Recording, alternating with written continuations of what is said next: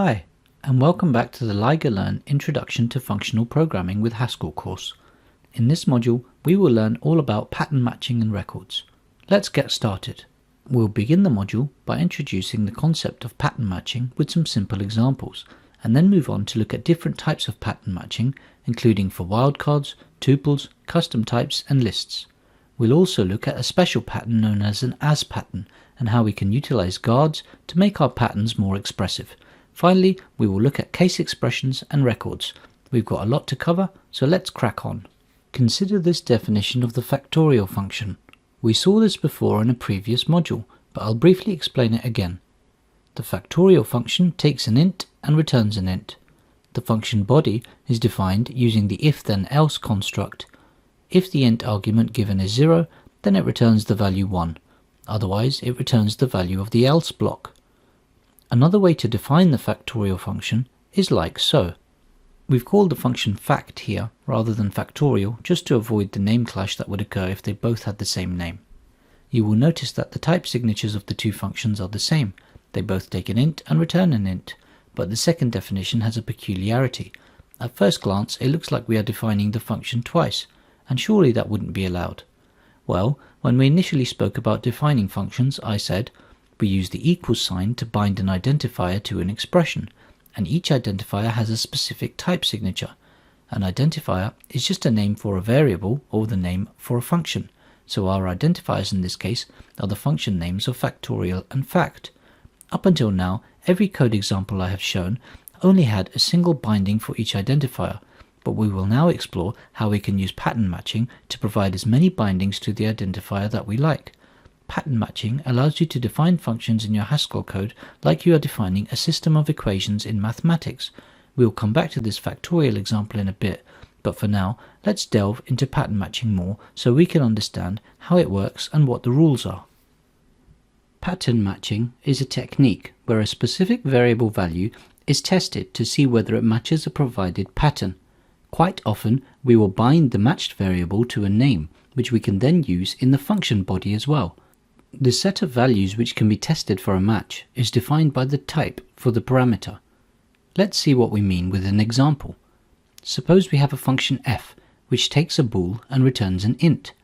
We know that the parameter to the function will be a bool, and so we can provide bindings for the f function where the function parameter has specific patterns of bool, like so.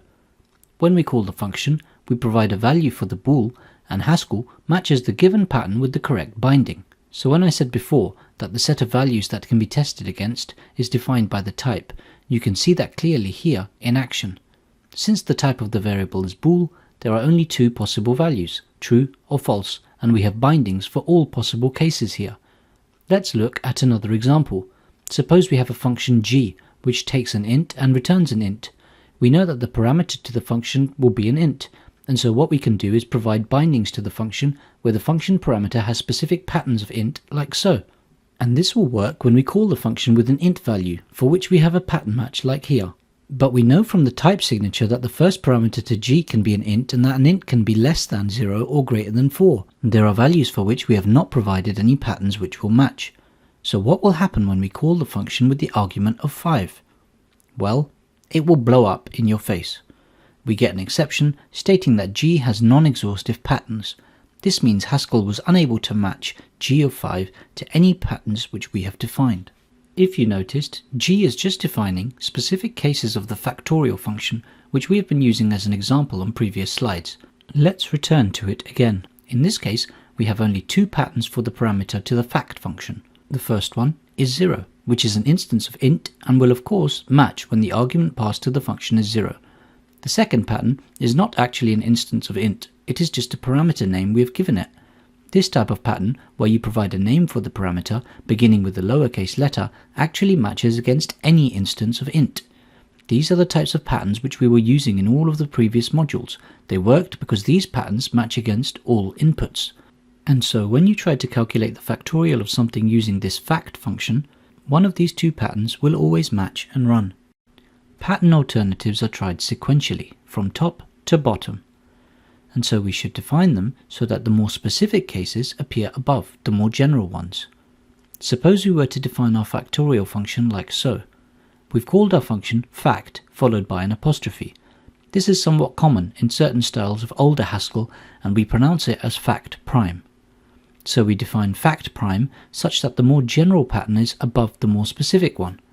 When we try to load this in GHCI, we actually get a warning which says that the second pattern match is redundant. This is because Haskell will go from top to bottom and the top will always match, and so the second one is actually unreachable. You need to be aware of this, so make sure that you write your code so that no situation like this occurs. Another type of pattern which matches anything is known as the wildcard pattern.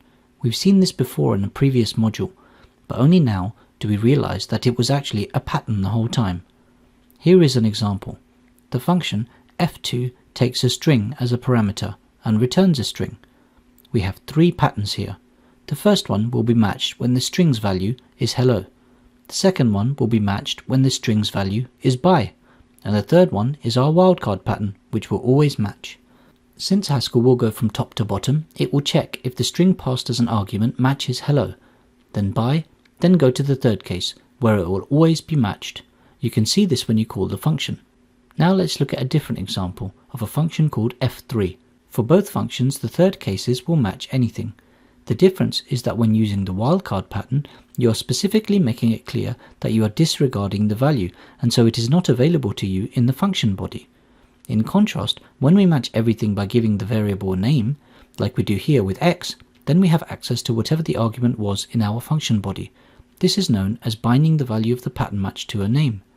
Using wildcard patterns can help readability in some cases because you make it clear the function does not care about what the value of the argument is. Also, since you are explicit that you don't care about the value, the compiler might be able to use that information to further optimize your code. Pattern matching tuples works as you would expect. In this example, we have a function which takes a 2-tuple of ints and returns a 2-tuple with the values doubled. We have pattern matched on the case where the tuple contains a 0 and 0 here, just to illustrate it can be done. The general case has the general logic, and the function works as expected. Here is another example of a function which takes a triplet of int, double, and char, and returns the int which is in the first position of the tuple. You can see that we are using the wildcard pattern for the second and third tuple values to indicate that we want the pattern to match on anything, but we also want to disregard the value. This too works as expected. So effectively, to pattern match on a tuple, you use brackets with each constituent component of the tuple given either an instance binding or wildcard binding or a name, and with each constituent component separated by a comma.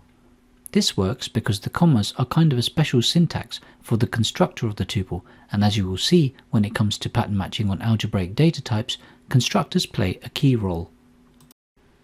Let's create some made-up custom data types so we can see how we can pattern match on them.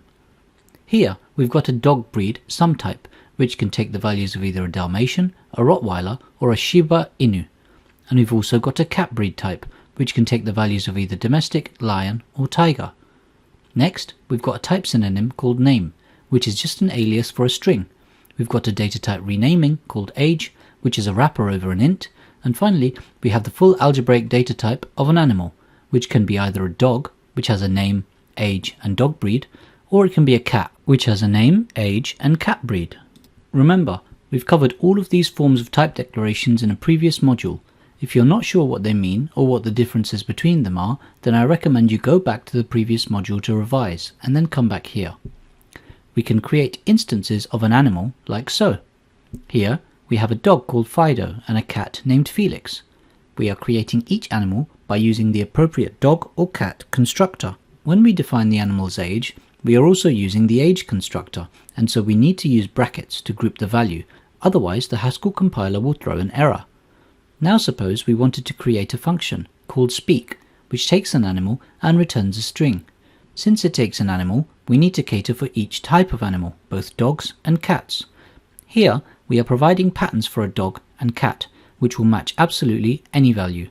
And so by default, if we ask a dog to speak, it will say woof, and if we ask a cat, it will say meow. Notice how we are pattern matching the single animal parameter for speak by using the constructors and a pattern for each of the constituent parts that the constructors expect. In this case, we do that using the underscore wildcard patterns, which represent the name, age and breed of the dog and cat. Also notice how we are placing the pattern match in brackets. The grouping in brackets is needed so that Haskell sees it all belongs to the first parameter of speak and does not confuse the arguments. The two patterns that we have seen will match for any dog and cat, but Fido and Felix are special animals and they speak a bit differently, and so we want to match specifically for them, like so. Here we are pattern matching on every single field of the dog and cat. Remember, since these are more specific pattern matches, they need to come before the more general ones we have already defined. The first field's type is a name, which we defined as a type synonym for a string, so we can pattern match just like it is a string. The second field is the age, which is defined with a single constructor, and so we are required to provide the constructor and value of the age for the specific pattern match. The last field is the breed, which we again match by giving the value for the constructor we require. And that's how we can pattern match on our own custom type definitions. We focus on giving the correct constructor we want to match and take it from there, inserting brackets for grouping if required. Lists have a special syntax when it comes to pattern matching, which is quite beautiful in its own way. In a later module, we will cover lists in more detail and deal with things like polymorphism and recursion. Our focus here in this module is to keep things simple so that you can focus on understanding the syntax of pattern matching with lists. And so, the examples we are going to use are intentionally contrived and simple. A list is made up of entries which are all of the same type. Say, for example, a list of int like this. Think for a second, how are you supposed to pattern match on this? Well, since a list is a collection of items, you could potentially have any combination of pattern matches. You might want to match the first item in the list to see if it is a 0. You might want to match the first two items in the list to see if they are 0 and 1, and so on. Let's say we want to write a function which will return the first int in a list of ints. So, for example, if the ints here were passed into the function, it would return the first item in the list, which is 0. We already know, because we saw in a previous module, that there is a function called head in the prelude which does this. And we also know that head is a partial function because when presented with an empty list, it blows up and does not work. We are going to define our own version of head and call it myHead to avoid a name clash with the function in the prelude that already exists. The function signature is defined so that it takes a list of int and returns an int. Now, we need to pattern match on specific cases to define the bindings for the myHead function. There are two definitive cases we can think of, the case where the list is empty and the case where the list is non-empty. Let's go ahead and define the case where the list is empty. There are two important things to notice here. The first is the pattern match which we are performing for the empty list. It is pretty much as you would expect. We use the raw empty list to represent itself when we want to pattern match on it as a value. The second important thing is the definition of the function body. We are calling the inbuilt error function and passing a string called empty list. The inbuilt error function is what causes the exception to be thrown when we pass the function an empty list. You can see that the exception that is thrown contains the same string we passed in. I'm doing this to match the behavior of the inbuilt head function for our example. Now, for the case where the list is not empty. To pattern match on lists which are not empty, we make use of the cons operator. The cons operator is depicted by a colon. Let's have a look at the rest of the definition for myHead, which uses the cons operator. When writing a pattern match for a non-empty list, you need to place it within brackets, like so. We then use the cons operator to destructure the list into the values which it contains. To the left of the cons operator is always an item in the list. Since this is a list of ints, we know that x will be an int. We are binding the value to the variable x, so it is available for us to use in the function body. To the right of the cons operator represents the rest of the list. Since it is a list of ints, the wildcard represents a list of ints. Remember, the point of the function is to return the first item in the list, which is what we do with x. For the rest of the list, we use the wildcard pattern since we don't care about its values. And when we call the myHead function with our list of ints, it returns the first item 0, just as we would expect. So, we already saw how we can pattern match to extract the first item in a list using our custom myHead function which we defined on a previous slide. Let's look at cons some more and see how we can use it to pattern match more than just one item in a list. Suppose we were now going to create another function called myToHead, which takes a list of int and returns a 2 tuple of the first two items in the list. How would we implement our pattern matching? Well, for the case where we have an empty list, it is the same as the myHead function. We just throw an error for the sake of simplicity. Now here is how we pattern match on the first two items in the list. Our pattern match can be read as x1 cons x2 cons the rest of the list. Remember, what is to the left of the cons is always going to be an item in the list, and so for x1 we know it is of type int.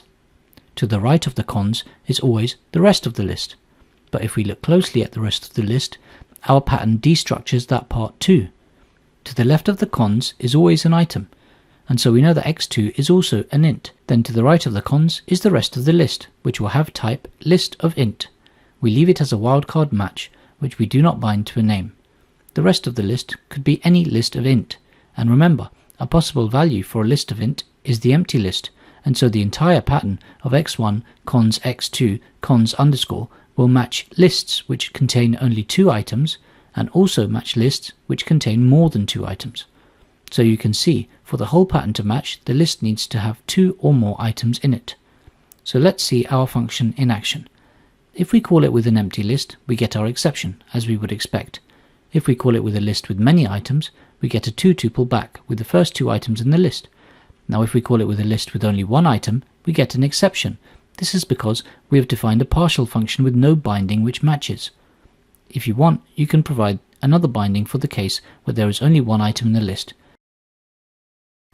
We have seen how to define a pattern match for a function which returns the first item in a list, and we've also seen how to define a pattern match for a function which returns a 2-tuple with the first 2 items in the list.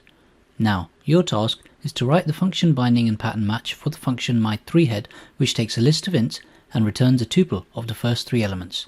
Assume that the function only needs to deal with arguments of lists which have at least 3 items, so the list could be a list of 3 items or 4 or 5 and so on. And also do the same for the function called my4head, but this time return the first 4 items in the list, and assume that my4head only needs to deal with arguments of lists which have at least 4 items. Don't worry about defining the cases for the empty list or for when there are less than the required number of entries in the list. Just focus on the patterns when you return a value. Okay, pause the video and have a go. Let's start with my3head. Here is a binding for the function with a very specific pattern match. Let's read it together. So the first value in the list is bound to x1, and then we have cons, the rest of the list. The rest of the list is destructured into x2, cons x3, cons the empty list. This is a pattern which will match only on those lists with 3 items in them specifically. If you had a list with 4 or more items in this pattern, it would not match. Now let's look at another binding. Let's read this together. So, the first value in the list is bound to x1, then we have a cons, the rest of the list. The rest of the list is destructured into x2, cons x3, cons x's. Unlike the previous binding, I am not putting an empty list at the end, and unlike the previous examples, I've chosen to bind the rest of the list to the name xs, which is pronounced as x's, and is the usual convention in Haskell for the naming of the rest of the list. We don't actually use it in our function body, so it could be replaced with a wildcard underscore, but I've put it here to show some variety. And now, the code works as we expect, returning the first 3 items in any list where there are at least 3 items. Let's take a minute to do a deeper dive to properly understand how this works. Always remember that whatever is to the left of a cons is an individual item in the list, and whatever is to the right is the rest of the list. So we have x1, which is to the left of a cons, so we know for sure that if this pattern matches, there will be an item in the list, and since the type signature of the parameter is list of int, we know it will be an int. Then to the right of the cons is the rest of the list, but we continue destructuring the rest of the list by again using cons, so we have x2 cons the rest of the list. At this point we know for sure that there will be at least 2 items in the list for this pattern to match, x1 and x2. For the rest of the list we destructure it again to show x3 cons the empty list. So we know for sure that there can only be 3 items in this list for this pattern to match, x1, x2 and x3, because the rest of the list after x3 has to be empty. Now compare this with the other pattern. We have x1, cons x2, cons x3 just like before, but instead of the empty list at the end we have a variable named x's. X's here represents the rest of the list after the first 3 items, and since we do not put the empty list there, the variable name we have put, x's, will match for any possible list of ints. Remember, a possible list of ints is the empty list, so this actually matches that case too, and so we don't actually need the pattern with the empty list, because this one would have matched a 3-item list too. But I included it to show you how you would write a pattern match when you want to match a specific number of items in a list, versus how you would write it when you want to match a minimum number of items. Let's move on to defining my 4-head. Having done my 3-head, this should now be simple to understand. We are matching on a list formed of item y1, cons y2, cons y3, cons y4, cons y's, and returning a tuple of the first 4 items. Since x's was already used as a name, I've used the next letter in the alphabet and named the rest of the list y's. This is common in Haskell, and this works as you would expect it for the cases where there are 4 or more items in a list. And there we have it for pattern matching lists. As I hope you have come to appreciate, it is quite a beautiful and elegant notation once you have understood it. Suppose we want to create a function which takes in a list of int and then returns a description of the list as a string. Also suppose that the description contains the number of items in the list, and if it is not empty, it also contains the value of the first item. So if we give the function an empty list, it returns the string "the list is empty." If we give it a list containing a single element, it returns a description highlighting that the list has 1 element, and then it gives the value. If we give it a list with more than 1 item, it returns a string which describes the number of items in the list, and then also gives the value of the first item and only the first item. So let's go ahead and implement this function. We are naming the function description, and for the type signature, we can see we will take a list of int and return a string. For the case with an empty list, it is easy. We know we can just pattern match on the empty list and return the desired string. Similarly, for the case where there is only a single item in the list, we can create a pattern which matches it and returns the desired string. We match on x cons the empty list, so this represents a single item list exactly. We call the function showX to convert the first and only item in the list from int to string, and we use the concatenation operator to join the 2 strings, the one on the left and the one produced by the call to showX, to get our final string. Now for the case where we have more than 1 element in the list, things get interesting. Let's take a minute to understand what exactly is going on here. The thing that will stand out here is the use of a new type of pattern. We deconstruct the list like normal with the x cons x's here, and if we were to leave it as this, we now have variable names which we can use in our function body to refer to the first item in the list and the rest of the list. But remember, we also need to get the count of the number of items in the list, and so we need a way to bind a variable name to the whole list, not just to its constituent parts. This is done with what is known as an as pattern. An as pattern gives a binding to the whole list and also allows you to destructure the list into its parts as we have done here. The syntax for an as pattern is to place the variable name for the whole list first and then an @ symbol followed by the destructuring pattern that you desire. So the list variable name here refers to the whole list. I could have called it anything, but I just called it list for simplicity.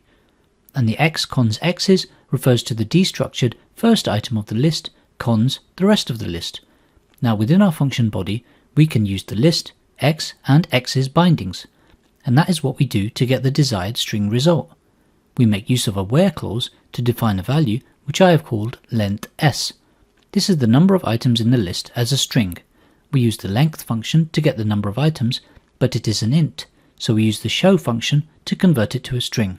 Notice how we are using the variable name list to refer to the whole list, which we defined using our as pattern. Then, in the function body, we refer to length s and also called showX to get the first item in the list as part of our string. We concatenate the pieces together just like before to get our final string, which will match our desired output. We can see that everything works as we expect when we test our functions in GHCI. As patterns are not restricted for use with lists only. You could, if you wanted to, use them with your own custom algebraic data types. Let's do a similar exercise for a custom algebraic data type that we will call person. The person contains 2 data values within it, one string, which is supposed to be the person's name, and one int, which is supposed to be the person's age. Now, we define a function called describe, which takes a person and returns a string. we use an as pattern to bind a variable name to the whole person, which I've called P, as well as deconstruct the person's constituent parts in our pattern. Then we simply use whatever variable bindings we need in the function body to return our string, and the function works as expected. Since we are displaying the name, which is a string, within the wider string, we can see that the quotes are escaped using a backslash. This is expected. So there you have it. You have now understood as patterns, quite a simple syntax with the variable name, then the @ symbol, and then the deconstructed pattern that you want. One of the additional features we can make use of in our patterns are guards. Guards allow us to add a Boolean condition to a pattern. This makes it so that for a code branch to run, the pattern needs to match and the guard needs to evaluate to be true. You can think of guards as a convenient alternative syntax for if-then-else expressions. Let's see what I mean with an example.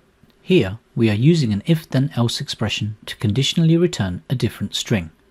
Now let's see the same example, but this time defined using guards. I've called this function describe with the G, indicating that we are using guards.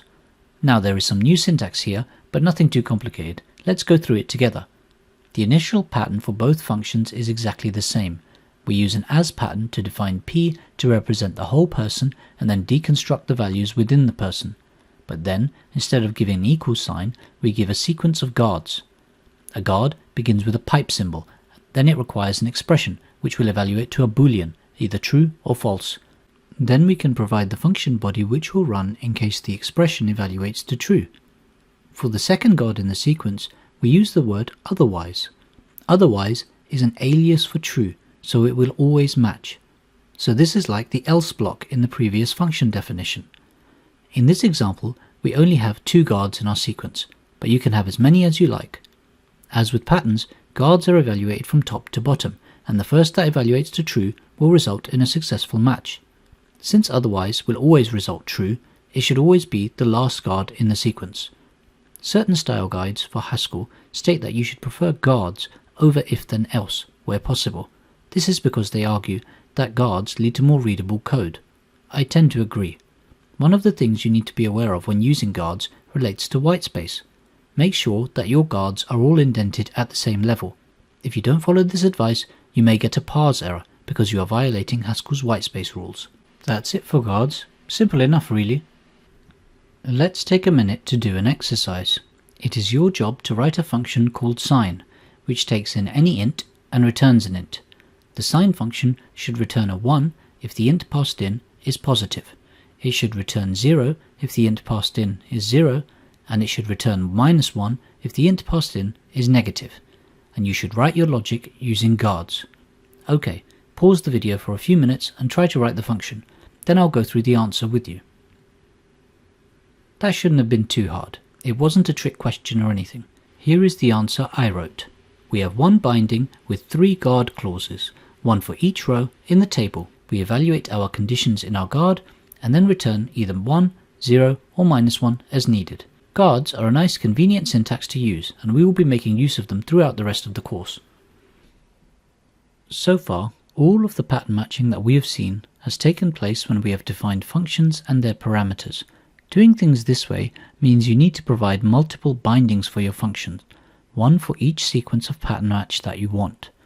A construct known as case expressions exists as an alternative. When using a case expression to pattern match, you only need to define a single function binding. Case expressions take a general form of the following. You place an expression in between the case and of keywords, and then you provide a sequence of pattern matches which all return their own expressions as a result. We use the arrow syntax to link a pattern with the expression it returns. We'll see what this means exactly with an example.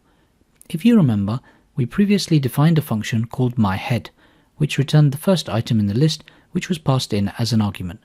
The function assumes that the list is non-empty, and so if an empty list is passed in, it simply raises an error. On the right is how we would define this same function using case expressions.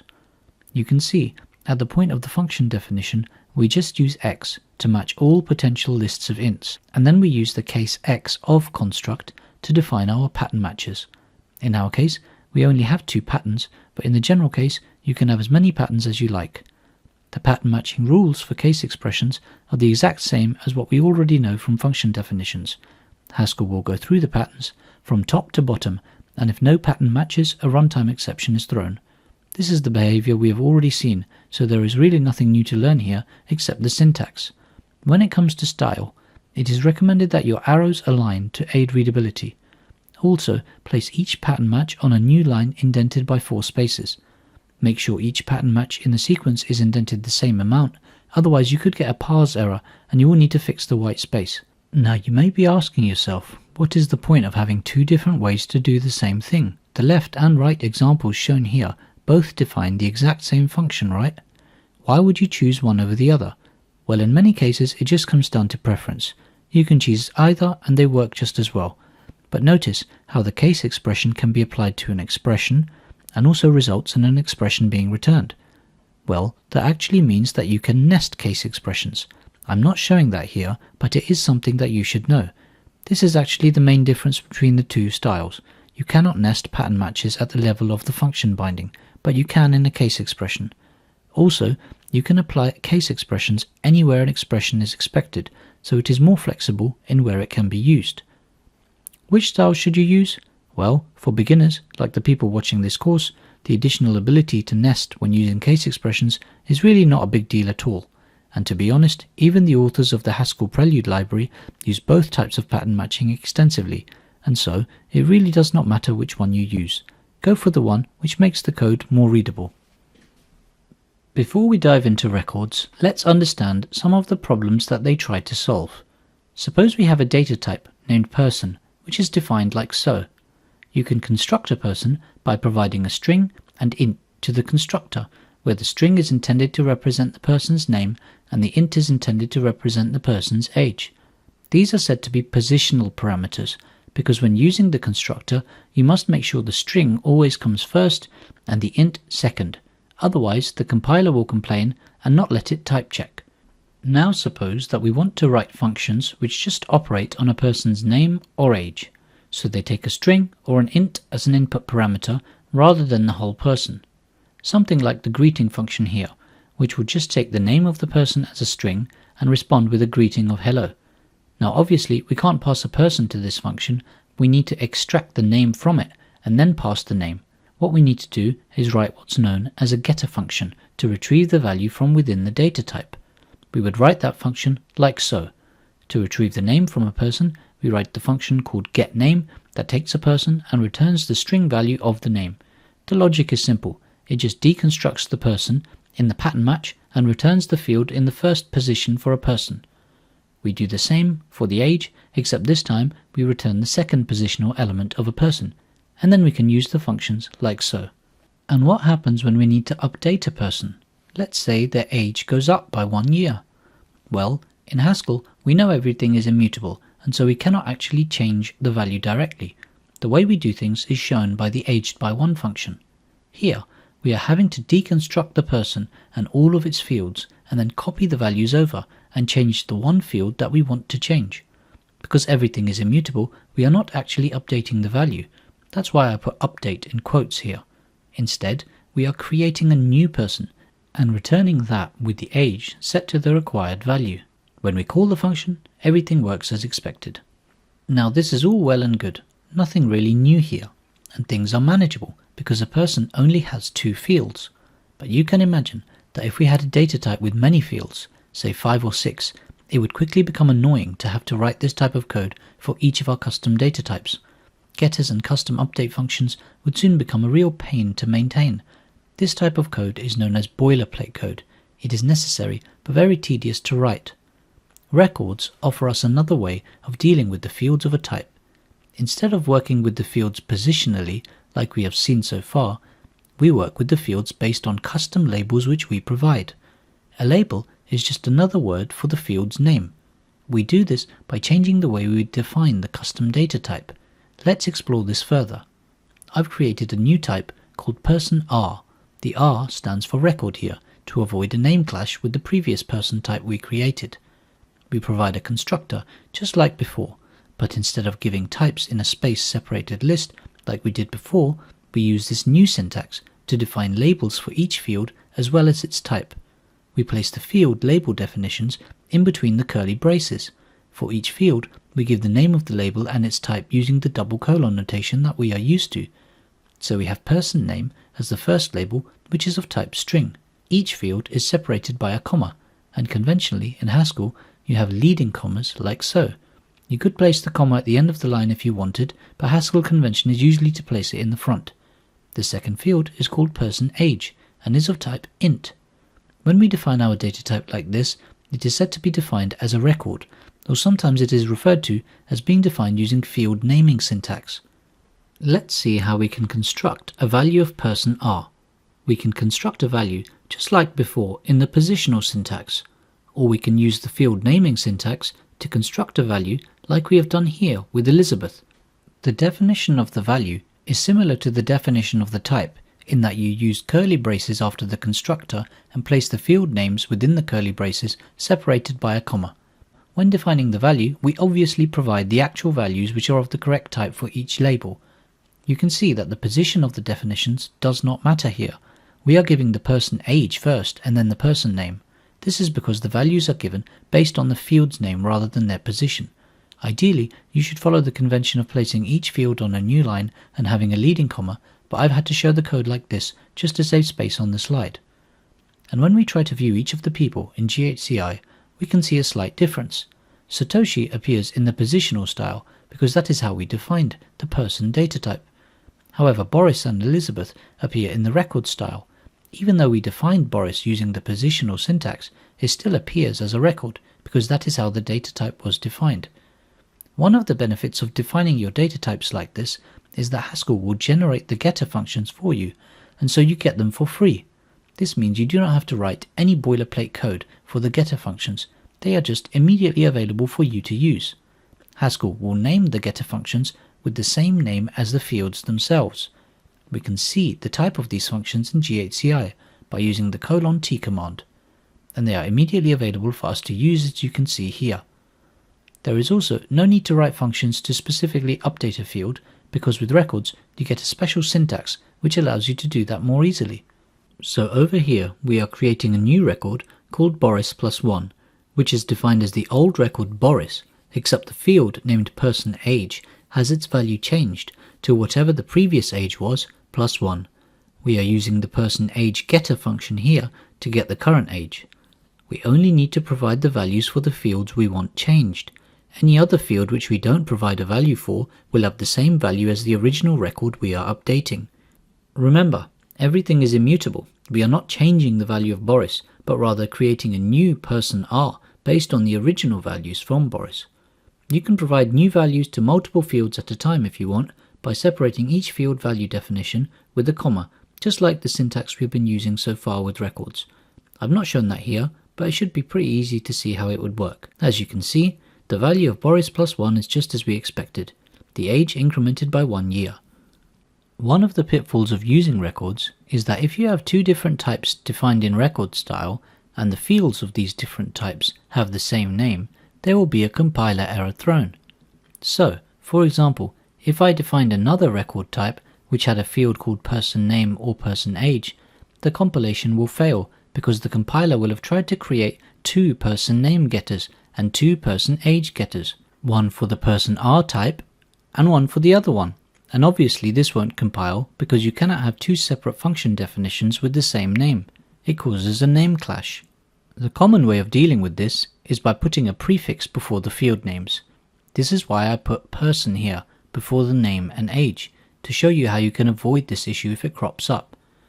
There are also other ways you can deal with it, such as by using language extensions, but that is beyond the scope of this beginner course. For now, stick to prefixing your field names with something unique for that record type, like the record type name, to avoid the issue. So, in summary, records allow you to address the fields contained within your custom data type by their name rather than by their position. Records can make your code more readable and save you time by stopping you from having to write the boilerplate code for the getter functions and for the update functions. Instead, you can rely on the getter functions which are generated for you by the compiler and the update syntax which records allow you to use. Just for completeness, I want to show you that you can define your data types using record syntax even when you have a sum type. Suppose we have a dog breed type, a cat breed type, and an animal type. The dog breed and cat breed definitions are simple, but the one for animal uses record syntax. We have two constructors for the animal type, a dog and a cat. For a dog, you need to provide a name, age, and dog breed. For a cat, you need to provide a name, age, and cat breed. Things are very similar to a regular sum type. We just use the pipe to separate the choice of constructors which can be used to create the animal. And the record syntax for each constructor is just as we saw before. And we define two animals, Fido, which is a dog, and Felix, which is a cat. We can see the different getter-accessor functions which are generated by Haskell here. They all take in an animal, and then return the type of the field. You will notice that the name and age functions will work with any animal, since their types are exactly the same for a dog and cat. They are both string and int respectively. However, we have had to add the prefix dog to the dog breed and the prefix cat to the cat breed. This is because the types for these fields are not the same, and so we need a different name for them so that Haskell generates the getters with different names too. This avoids the compilation error that would occur if they had the same name, since there would be a name clash. And we can use the getter functions as you would expect. But if we try to use the dog breed getter method on a cat, or the cat breed getter method on a dog, we get a runtime exception, because obviously a cat, even though it is an animal, does not contain a field of type dog breed, and similarly, a dog, even though it is an animal, does not contain a field of type cat breed. Be careful of misusing the generated getter functions and ending up with a runtime exception like this. Well, there you have it. That is pretty much everything I wanted to cover for records. We've covered a lot in this module. We began with simple pattern matching and moved on to using underscores to perform wildcard pattern matching, and also looking at how we can pattern match against tuples. We also looked at how we can pattern match against our own custom algebraic data types, and we spent quite some time understanding the special syntax for pattern matching lists. We also explored as patterns and saw how they can be useful when you need to deconstruct a structure but also have a reference to the whole value. And finally, we covered guards, case expressions, and records. Pattern matching really is fundamental to functional programming and Haskell, and so I hope you enjoyed the module. The next modules in the course will build on your knowledge further by covering other essential concepts such as polymorphism and type classes, as well as more on lists and recursion. See you there!